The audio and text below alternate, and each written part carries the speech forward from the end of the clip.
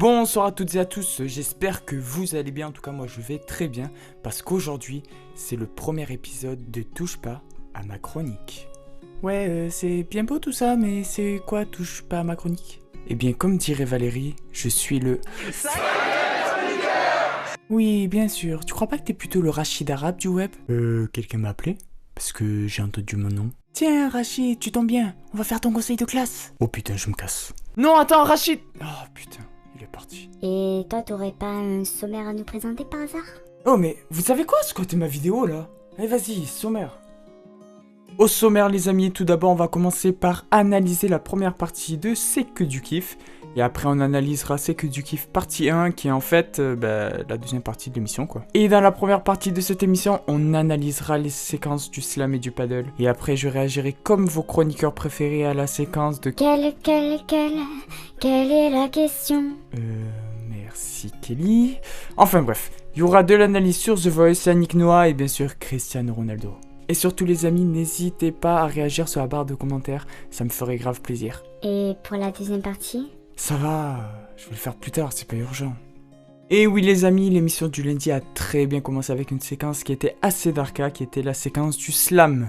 Cyril a enfin répondu au défi de Valérie Benaïm, mais comme d'habitude, il a fait du Hanouna quoi. Pourquoi vous y connaissez vous en plantes? Bah oui, mais c'est le cerisier, vous l'avez fait? Ouais, j'ai fait le Cerasus, monsieur, le Cerasus, Ah Cette séquence est un classique de Cyril Hanouna et on l'a déjà vu notamment sur le quiz d'Elysée Moon pendant la promo de Du Coupe du 3. Quel pays a organisé la Coupe du Monde de football de 1938? Quel pays?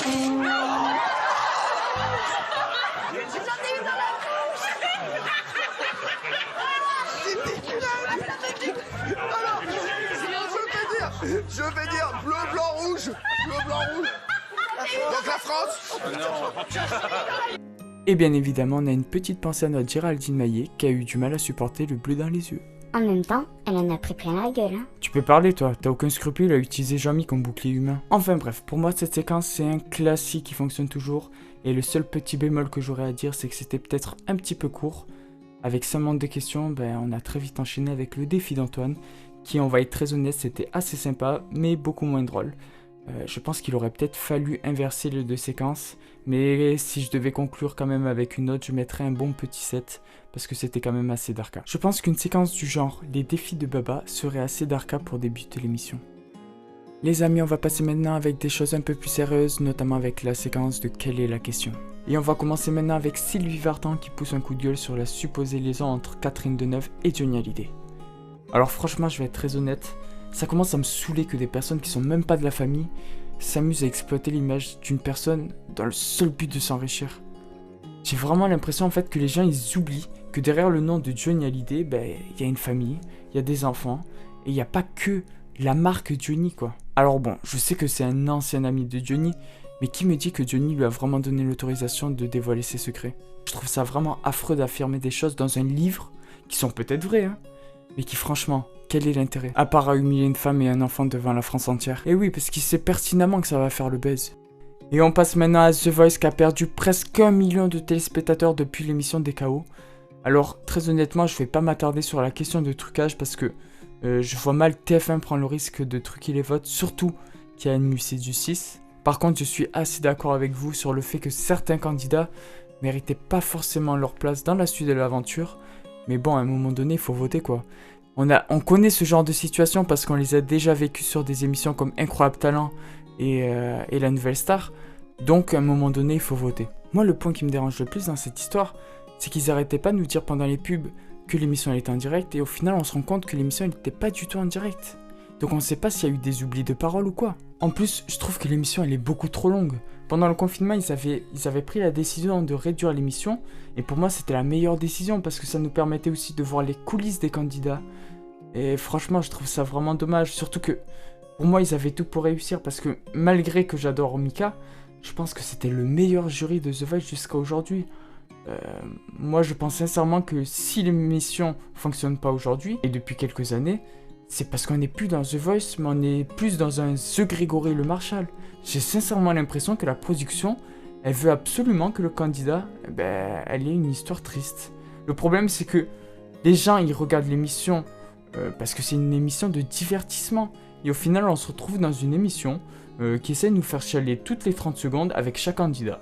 Donc voilà, moi je pense que pour la survie de l'émission, la production elle doit revoir toutes ses modalités de casting.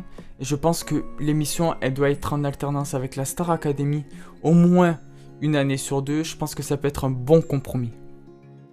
Et on va maintenant passer à la séquence coup de gueule de Yannick Noah. C'est bien que les jeunes s'en occupent, mais moi ce qui me gêne, c'est que Ouais. ce sont tous des métis ou des noirs. Oui, parce que leur silence me gêne. Ça va plus loin que ça. Alors moi je vais être très honnête avec vous, j'ai vraiment beaucoup de mal à être d'accord avec le coup de gueule de Yannick Noah parce que j'ai l'impression en fait qu'il mélange tout. Il faut savoir qu'il existe autant de racisme anti-blanc que de racisme anti-noir. Surtout qu'il dit n'importe quoi parce que moi j'ai vu de nombreuses personnalités blanches, même si j'aime pas ce mot, réagir. Donc ce qu'il dit c'est vraiment n'importe quoi. Par contre je suis totalement d'accord avec les propos de Raymond sur le fait que je comprends pas pourquoi les sportifs par solidarité ne sortent pas du terrain lorsqu'il y a du racisme en plein match. Ça c'est incompréhensible. Mais pour revenir sur les propos de Yannick Noah, moi je pense que c'était plutôt une tentative de faire le buzz parce qu'il faut pas oublier que prochainement il sera sur la chanson de l'année sur TF1 et que son album va bientôt sortir. Et pour terminer cette première partie, est-ce que je suis choqué que Cristiano Ronaldo soit le premier footballeur milliardaire de l'histoire ? Eh bien pour être très honnête, non du tout. Ronaldo c'est quelqu'un de très influent en plus de son salaire à la Juventus. Il gagne des millions d'euros grâce à Instagram.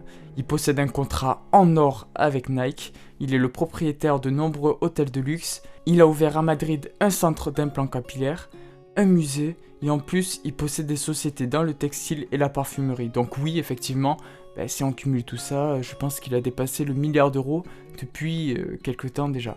Après, il faut pas oublier qu'il a commencé avec un balai, c'est devenu une icône du football mondial et que c'est un chef d'entreprise. N'hésite surtout pas à me dire ce que t'en penses en commentaire. Et voilà les amis, on va enfin passer à la deuxième partie de l'émission, donc sommaire.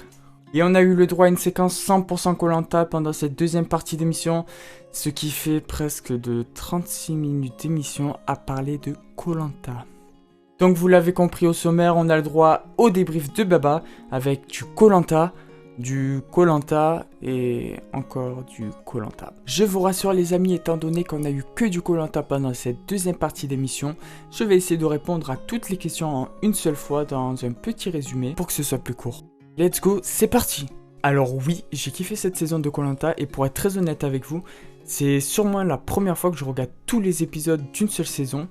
Et on va pas se mentir, sans le confinement, j'aurais jamais regardé Koh-Lanta. Mais c'est vrai que cette année, on s'est beaucoup attaché au caractère des candidats, avec un Sam qui était impressionnant, un Claude et un Théora qui sont des légendes de Koh-Lanta.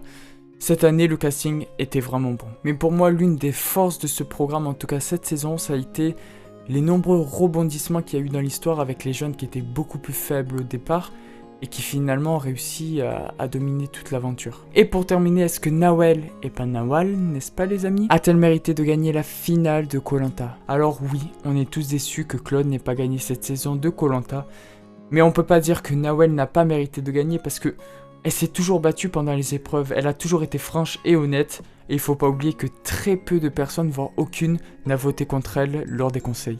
Alors dites-moi en commentaire parce que ça m'intéresse, si vous étiez à la place de Nawel, est-ce que vous aurez choisi Claude, sachant que vous êtes quasiment sûr de perdre, ou vous aurez choisi Inès avec une probabilité de gagner à presque 100% quoi. Et voilà les amis, j'espère que ma vidéo vous aura plu, n'oubliez pas le pouce bleu, l'abonnement et le partage qui fait toujours plaisir, et moi je vous dis à très vite pour de prochaines vidéos. Ciao.